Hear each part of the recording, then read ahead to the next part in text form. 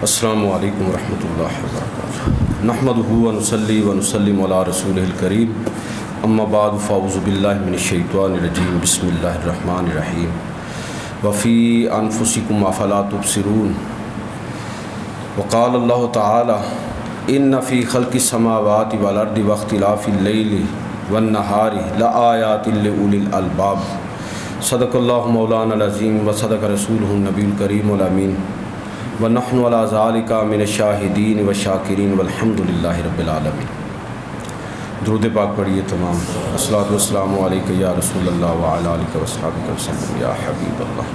الصلاۃ والسلام علیک یا رسول اللہ وعلی آلک واصحابک وسلم یا حبیب اللہ۔ واجب الاحترام سامعین و حاضرین، اللہ کے فضل و توفیق سے آج کے خطبہ جمعۃ المبارک میں جو پچھلے جمعے ہم نے موضوع شروع کیا ہے، یہ اسی موضوع کا تسلسل ہے، اور اگلے شاید چند جمعے اسی حوالے سے میں چند گزارشات آپ کی خدمت میں عرض کروں گا۔ پچھلے جمعے بھی میں نے بات کی تھی، اور جو ایک نقطہ آپ کی خدمت میں عرض کیا تھا وہ یہ ہے کہ آپ قرآن مجید پر غور کریں، اللہ تعالیٰ کے پورے نظام جو کائنات کا اس نے قائم فرمایا ہے اس پر غور کریں، تو ایک بات آپ کو بڑی واضح طور پر سمجھ آئے گی کہ ہر چیز کا ایک مقصد ہے۔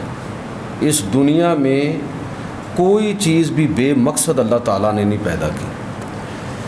تو میں نے اس تناظر میں پچھلے جمعے میں گفتگو کی تھی کہ انسان کی پیدائش کا بھی ایک مقصد ہے، اس لیے اس مقصد کا شعور بڑا ضروری ہے، اس کا تعین بڑا ضروری ہے، اور اس کے لیے اس مقصد اور منزل کے حصول کے لیے کوشش کرنا بڑا ضروری ہے۔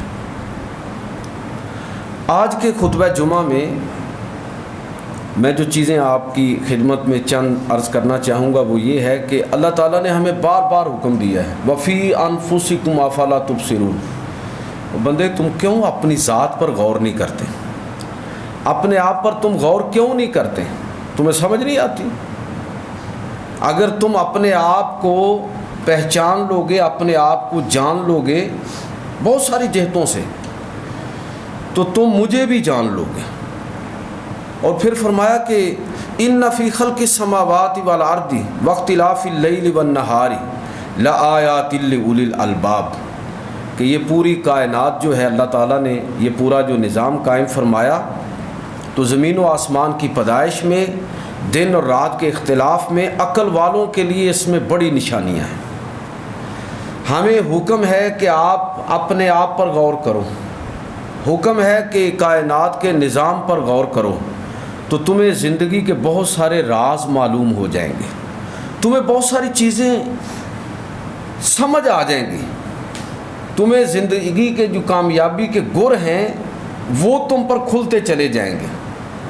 تو میں اسی تناظر میں جو دنیا ہمارے ارد گرد بکھری ہوئی ہے، اور جن میں سے بعض کی طرف قرآن نے واضح طور پر اشارے بھی کیے ہیں، بعض چیزیں ہمارے حس اور مشاہدہ کی زد کے اندر ہیں اور ہم ان کو دیکھتے ہیں، انہی کو بنیاد بناتے ہوئے اور اسی مشاہدہ، اسی آبزرویشن کی بنیاد پر چند باتیں آپ کی خدمت میں عرض کرنا چاہتا ہوں کہ مثلا دیکھیے، کائنات پر غور کرنے کے بعد، بہت ساری چیزوں پر غور کرنے کے بعد، ان میں سے جو اسباق ہمیں سمجھ آتے ہیں، مثلا سورہ نحل دیکھیے، اللہ رب العزت نے ایک پوری سورت کا نام جو ہے وہ شہد کی مکھی کے نام پر رکھا ہے۔ النحل عربی میں شہد کی مکھی کو کہتے ہیں۔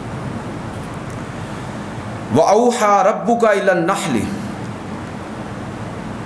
اور تیرے رب نے مکھی کی طرف یہ وحی کی۔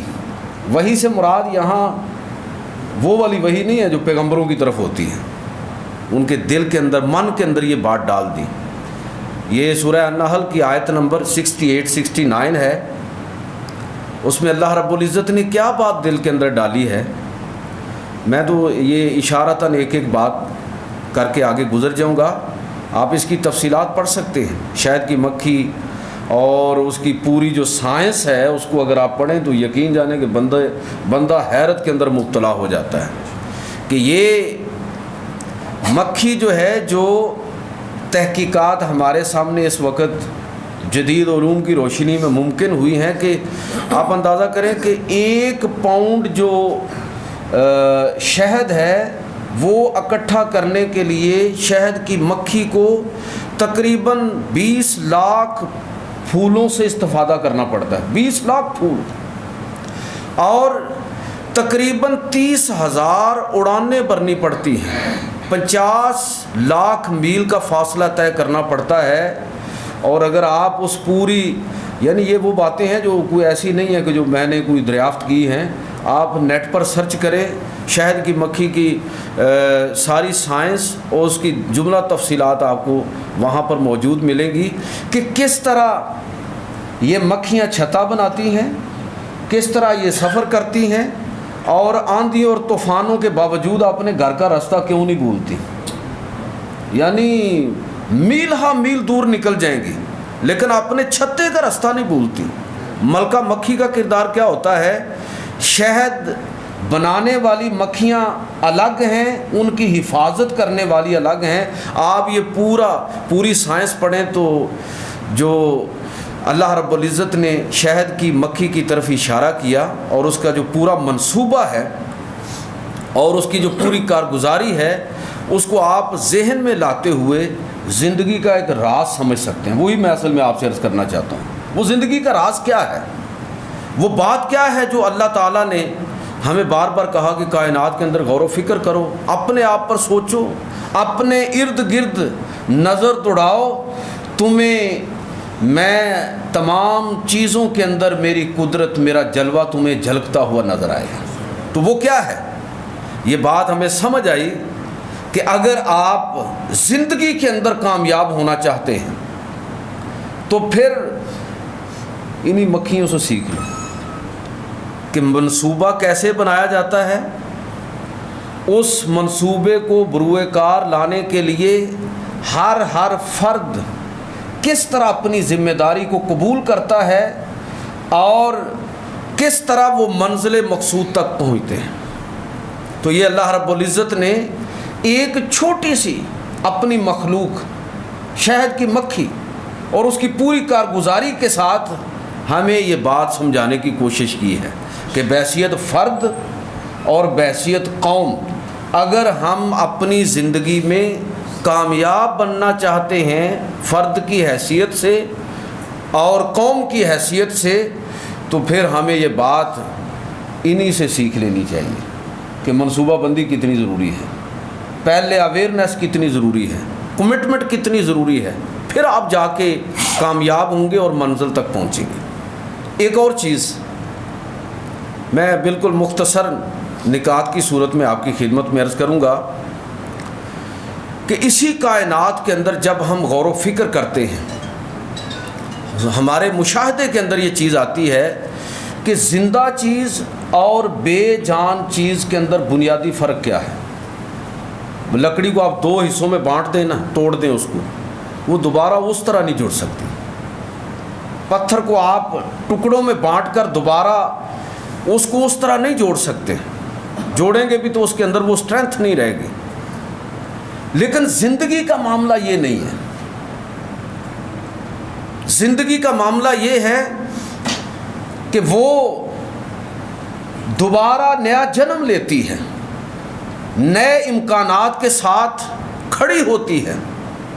یہ سائنس کی اصطلاح میں، اور اس حقیقت کو بیالوجی کے جو ہمارے بایو کے اسٹوڈنٹ ہیں وہ جانتے ہیں کہ ایک امیبا جو ہے نا، اس کے بارے میں یہ ایک سائنسی میتھ کہہ لیں یا جو بھی، کہ زندگی کے آغاز وہاں سے ہوا ہے۔ تو کہا جاتا ہے کہ امیبا اگر 2 حصوں میں تقسیم ہو جائے تو دونوں اپنی الگ الگ جگہ پر اپنی زندہ حیثیت کو منوا لیتے ہیں، اور اگر وہ 4 حصوں میں 8 حصوں میں علی حاصل قیاس، تو وہ زندگی ایک نہیں رہتی، 2 4 8 اور لامحدود۔ اس کا مطلب یہ ہوا کہ زندگی کا اور باقی چیزوں کا آپس میں فرق ہے۔ یہی بات آپ یہ سمجھیے کہ انسان اور اس کائنات کے اندر جو جامد اور بکھری ہوئی چیزیں ہیں، یہ انسان کوئی معمولی چیز نہیں ہے. انسان کو شعوری طور پر سمجھنا چاہیے، مایوس نہیں ہونا چاہیے.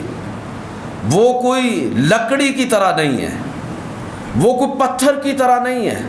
اللہ نے اس کو زندگی اور شعور بخشا ہے، اور اگر وہ اس زندگی کی قدر و قیمت کو جانتا ہے تو وہ ایک ناکامی کے بعد ختم نہیں ہو جاتا انسان، بلکہ اس ناکامی کو وہ کامیابی کی سیڑھی بناتا ہے.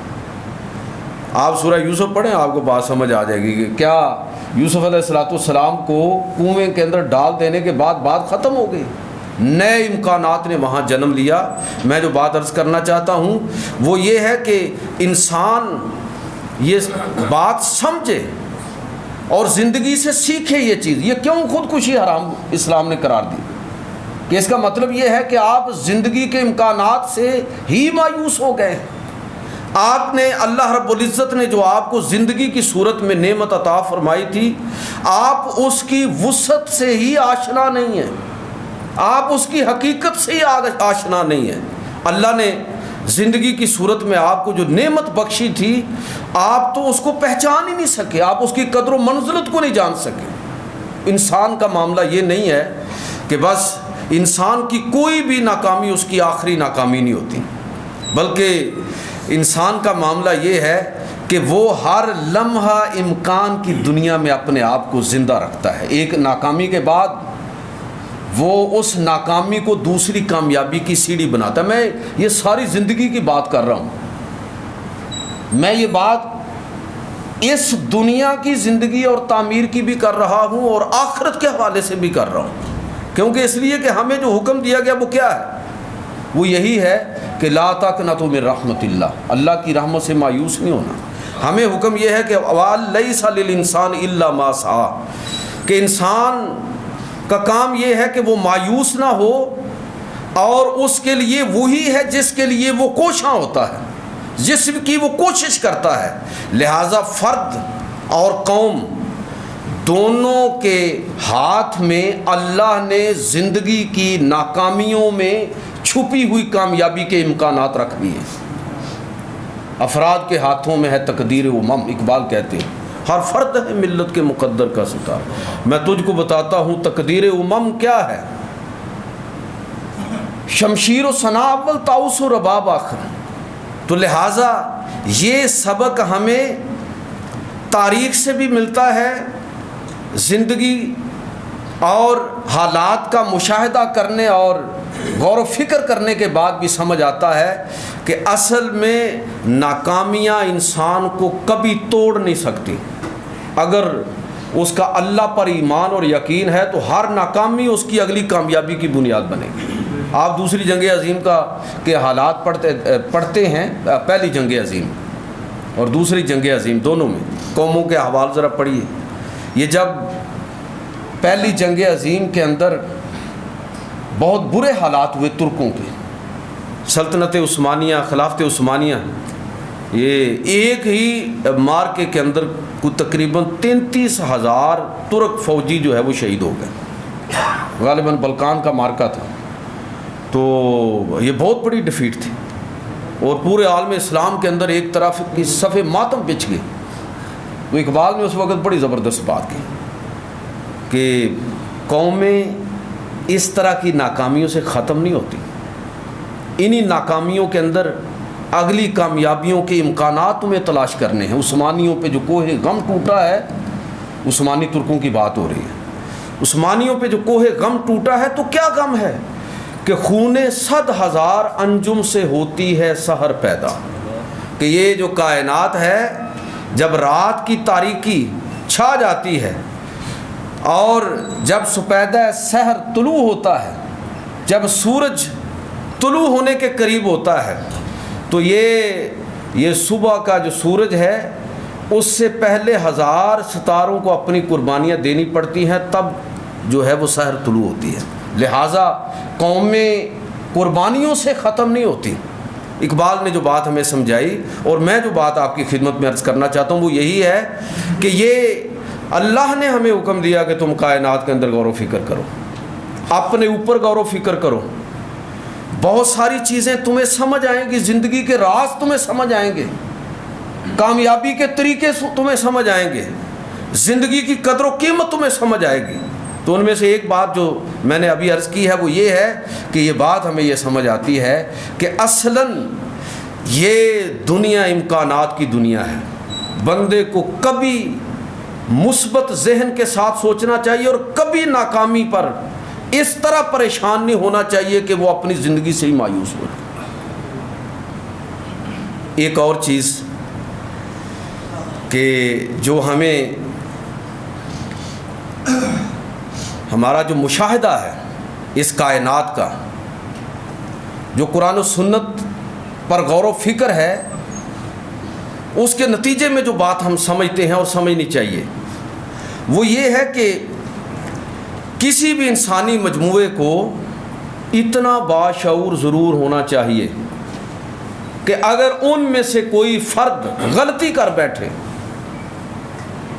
اور ذہنی انحراف کا شکار ہو جائے تو باقی لوگ اس کو ذلیل و رسوا کر کے اپنے سے کاٹ نہ دیں، بلکہ اس کو اپنے اندر شامل رکھیں۔ یعنی قوموں کی، خاندانوں کی مضبوطی کے لیے جو اجتماعی شعور ہے اس کو بروئے کار آنا چاہیے۔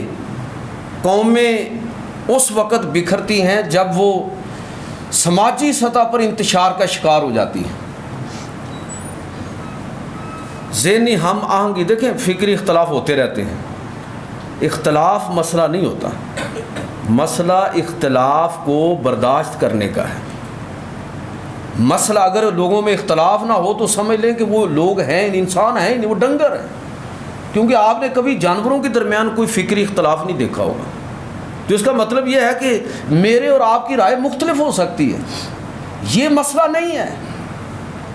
رائے کا مختلف ہونا یہ خطرناک نہیں ہے، خطرناک یہ ہے کہ ہم ایک دوسرے کو برداشت کرنے کی صلاحیت سے محروم ہو جائیں، ایک دوسرے کی بات سننے کی اہلیت ہی کھو بیٹھیں۔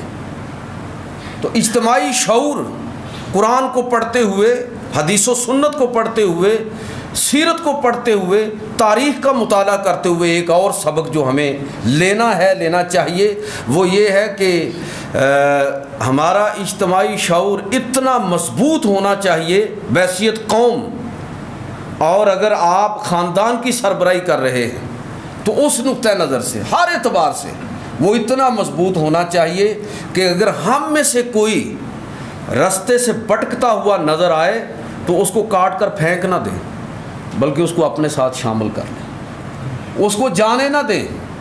یہ باتیں ہمیں اللہ کے نبی صلی اللہ علیہ وسلم نے سمجھائی۔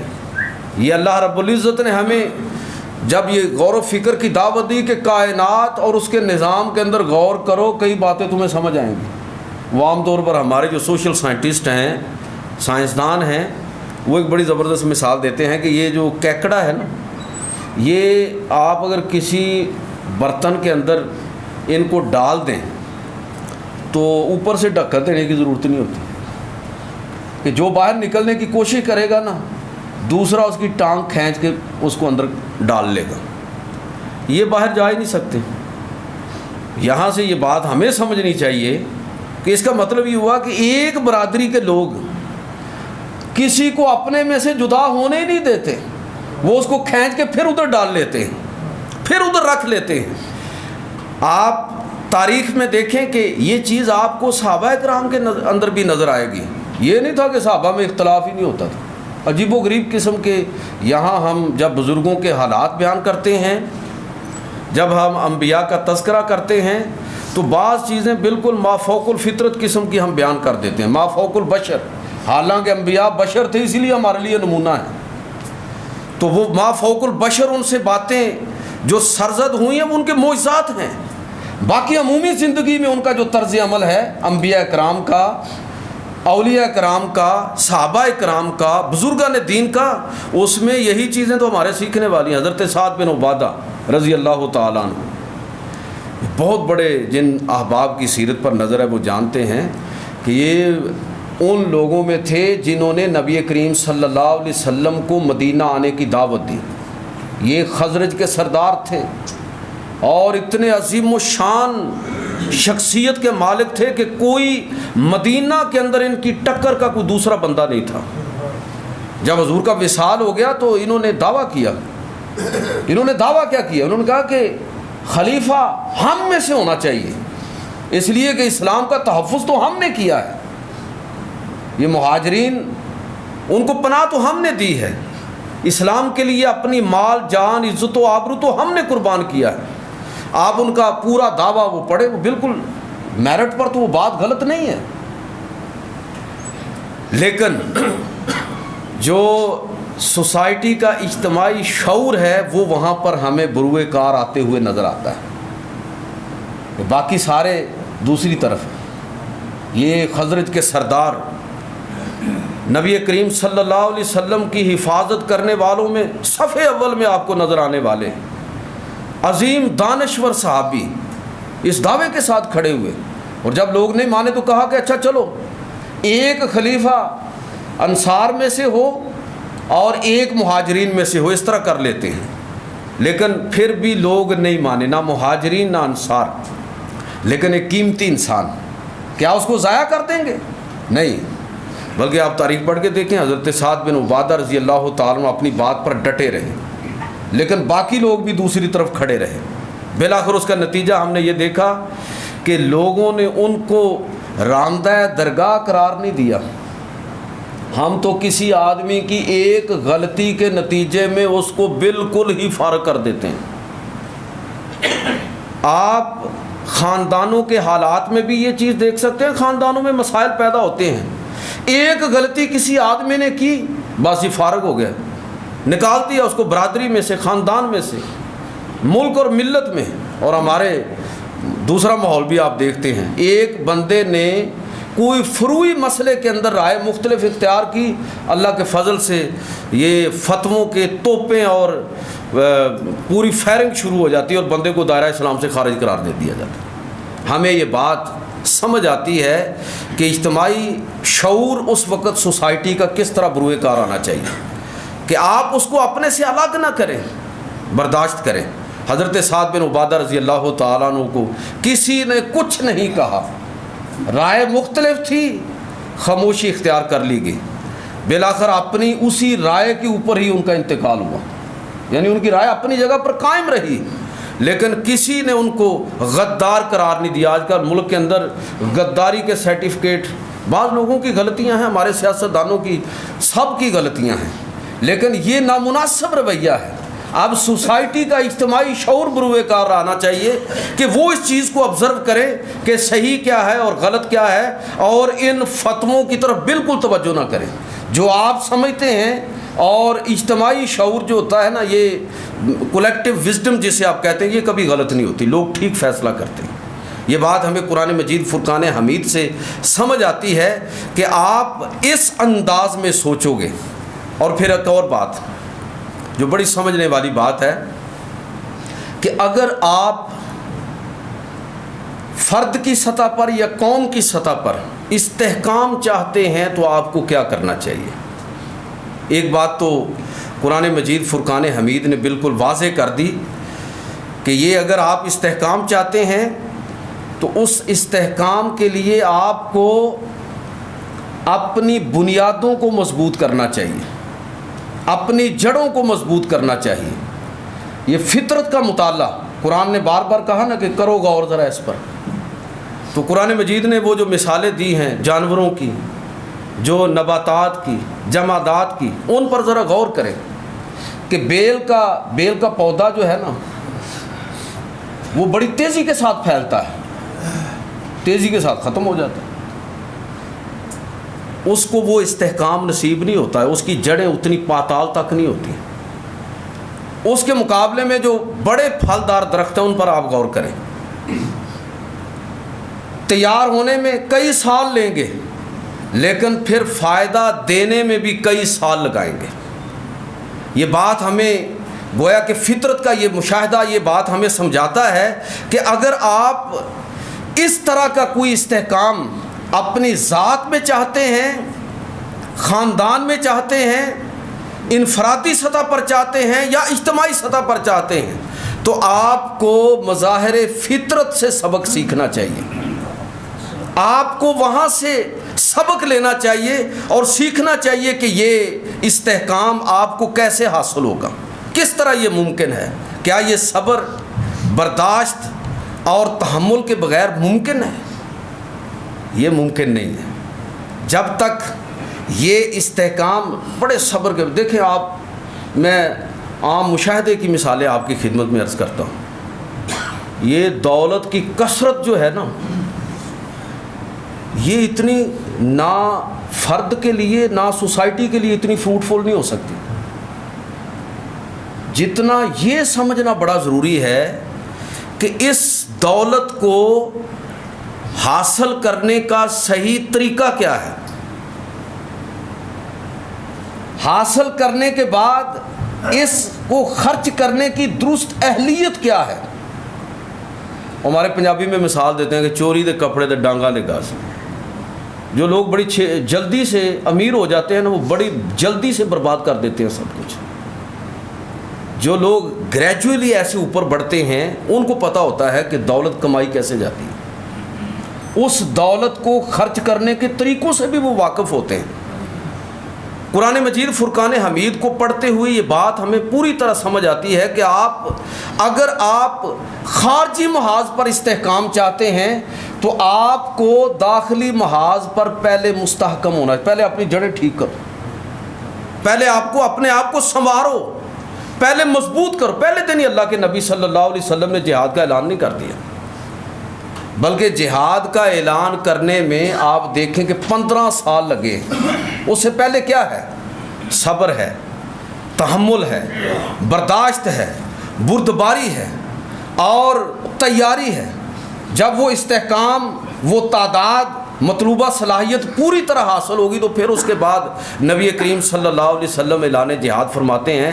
میں جو بات آپ کی خدمت میں عرض کرنا چاہتا ہوں وہ یہ ہے کہ اگر ہم بحیثیت فرد مستحکم ہونا چاہتے ہیں تو پھر پہلے اپنے آپ کو، اپنی جڑوں کو مضبوط کیجیے۔ قوا انفسکم واہلیکم نارا، کہ اپنے آپ کو اور اپنے گھر والوں کو جہنم کی آگ سے بچاؤ۔ پہلے اپنے آپ کو مستحکم کرو۔ یہ تبدیلی، ہم کس طرح کی تبدیلی سے اس وقت دوچار ہیں کہ تبدیلی جو ہے نا، اصل تبدیلی یہ ہے کہ ہم کتنے تبدیل ہوئے۔ میں اور آپ جب تبدیل ہوں گے تو بھائی ساری تبدیلی آ جائے گی۔ ہم چاہتے ہیں کہ باقی سارے تبدیل ہو جائیں اور مجھے تبدیل ہونے کی ضرورت نہیں ہے۔ ایک اور بڑی زبردست بات جو ہمیں قرآن مجید کے اس حکم کے مطابق کہ اللہ تعالیٰ نے بار بار جو یہ فرمایا کہ اپنے آپ پر غور کرو، کائنات پر غور کرو، تمہیں سمجھ آئے گی زندگی کا راز کیا ہے، زندگی کی حقیقت کیا ہے، زندگی کس طرح تمہارے لیے فائدہ بخش ہو سکتی ہے۔ تو وہ اصول اور قانون قرآن مجید فرقان حمید کو پڑھتے ہوئے جو سمجھ ہمیں آتا ہے وہ یہ ہے کہ یہ کائنات جو ہے نا، اس کا دین بھی ہمیں سمجھ آتا ہے۔ کائنات کا دین ایک میرا اور آپ کا دین ہے اور ایک اس کائنات کا دین ہے۔ یہ سمجھ آتا ہے کہ اس کائنات کا جو دین ہے وہ نفع بخشی ہے، حقوق طلبی نہیں ہے۔ میں یہ جملہ دوبارہ دہراتا ہوں کہ کائنات کا دین کیا ہے؟ نفع بخش ہونا،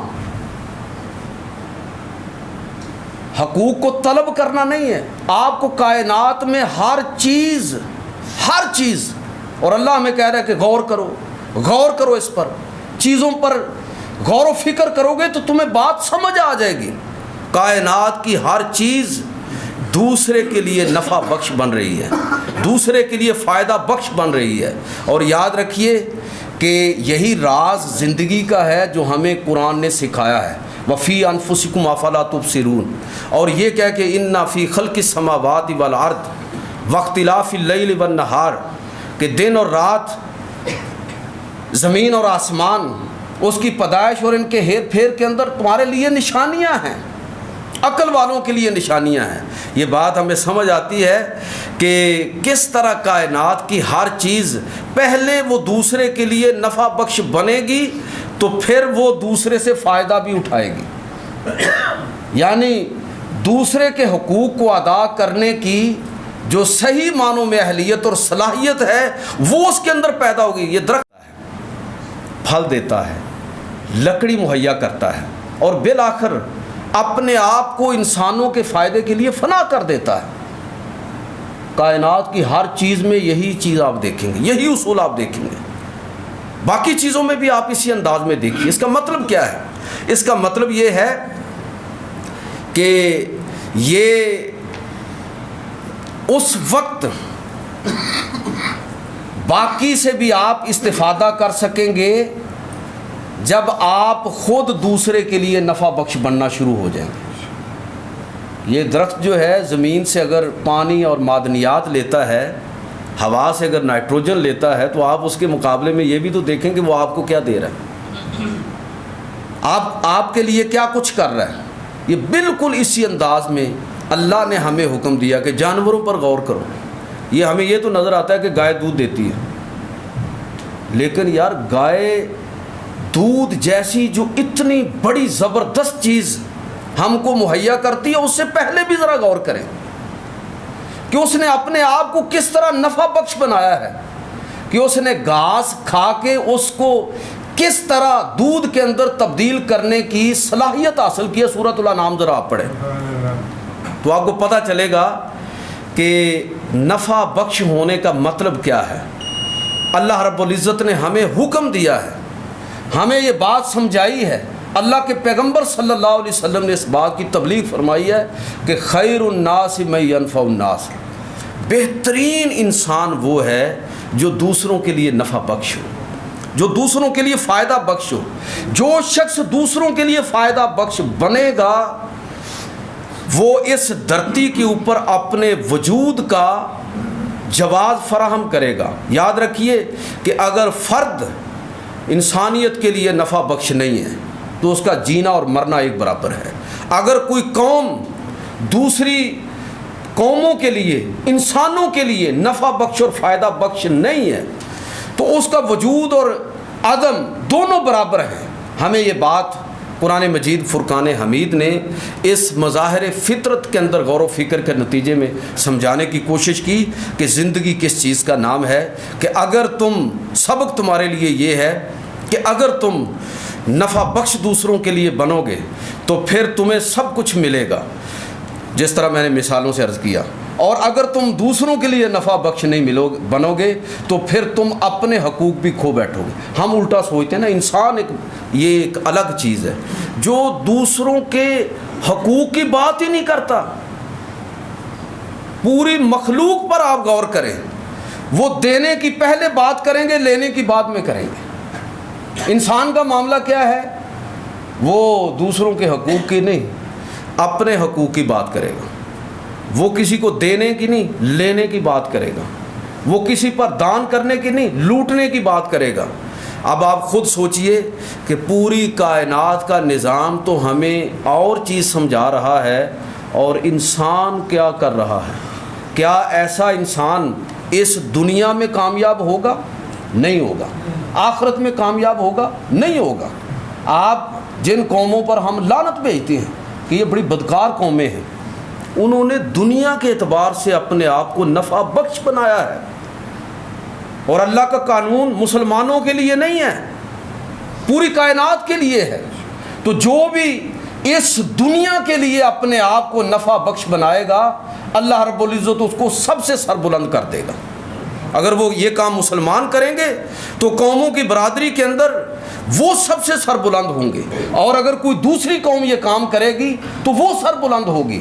اور مسلمانوں کے لیے تو یہ ہے کہ وہ دنیا کے اندر اپنے آپ کو نفع بخش اس نیت کے ساتھ بنائیں کہ آخرت میں بھی وہ سربلند ہوں.